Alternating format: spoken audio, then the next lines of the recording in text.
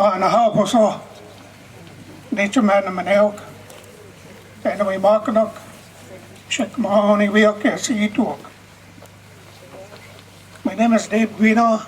Menominee name is Naokwa. That means when the sun is at mid-sky, pretty much right now. It is quite fitting to call this occasion remembering our ancestors, because not far from here, in this woods, is a burial mound, and there is mounds on either side of the river. Within those mounds are the ancestors of the Menominee people. As Saunosa had said, our creation story took place at the mouth of the Menominee River, about 40 miles downstream. It was here thousands of years ago, through oral history, accounts from our elders, that this creation story was told of our 5 clans: bear, eagle, moose, wolf, and crane, coming from the mouth of the Menominee River, and the bear being the first one, the ancestral bear. This is the homeland of the Menominee people of the wild rice, o Menominee. All along the banks of this river, either side, it is our homeland. It is ancestral land. It is ceded territory. In 1836, the Menominees were forced to cede this land to the government. And at that time, those chiefs had to make a decision, always making the best for the Menominee people out of a bad situation. But when they ceded this territory, they did not give away the burials. They did not give away the mounds.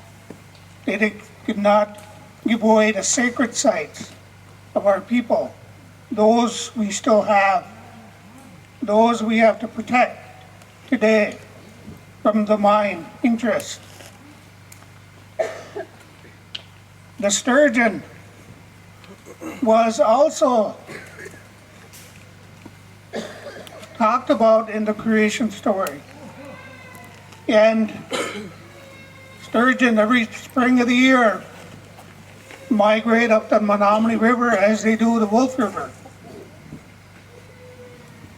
to spawning grounds upriver here.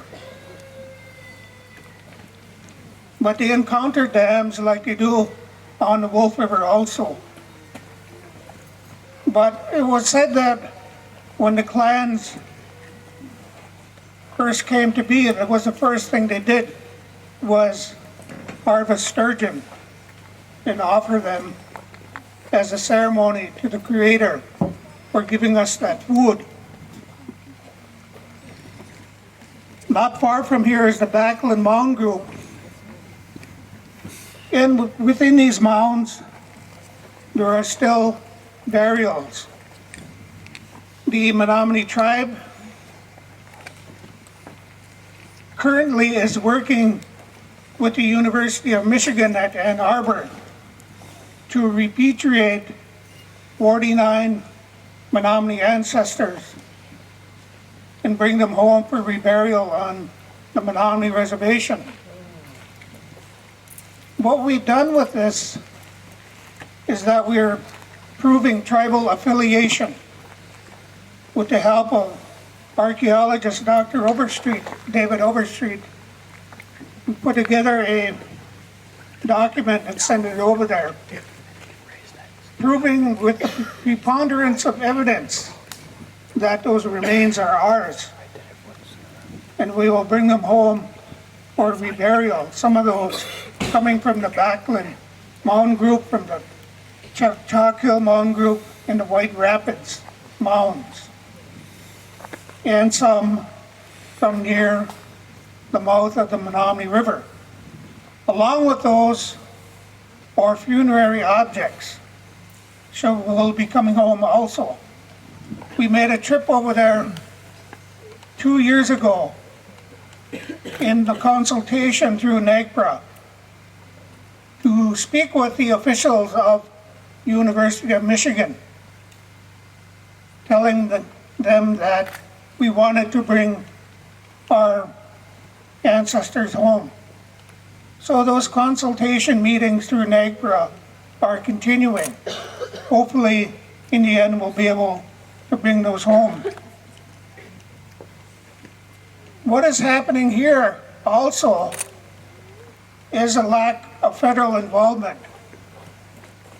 The EPA, Army Corps of Engineers, they gave their regulatory authority over to the state of Michigan, leaving us out of consultation. Much like what is happening in North Dakota, the same thing. They're leaving the tribes out of the consultation process.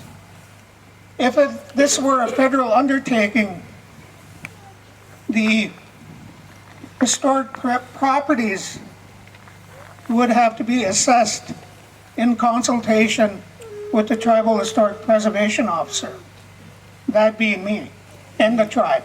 Yep. But it's not happening. Hopefully, in the future, we can convince them that we do have historic properties in the form of mounds, archaeological sites, sacred sites, and other cultural resources that need preservation and protection. Also, if there was federal involvement, we could do a traditional cultural properties investigation.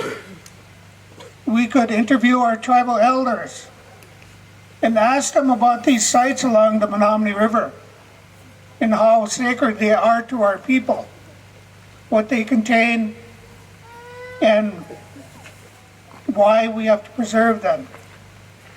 We did that in consultation with the Army Corps of Engineers in the Grignon mine project.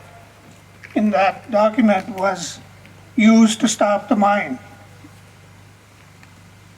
We have dance rings on the other side of the river that our people historically held ceremonies, either through the Metawan, the Grand Medicine Lodge,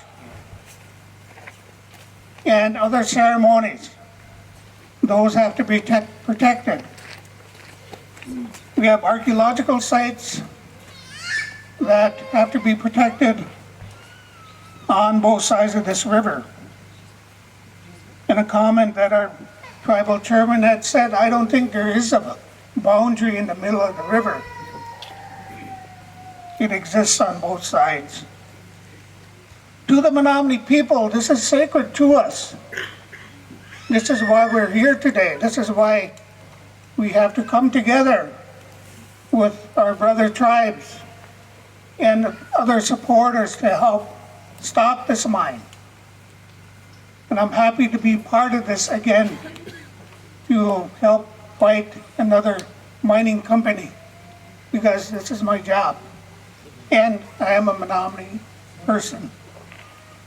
And lastly, I'd just like to say that water is life. In our language, we say Nipe Pamatasit. And we have to protect the water, the land, cultural resources, burial sites, sacred sites, because they are important to the Menominee people. Now,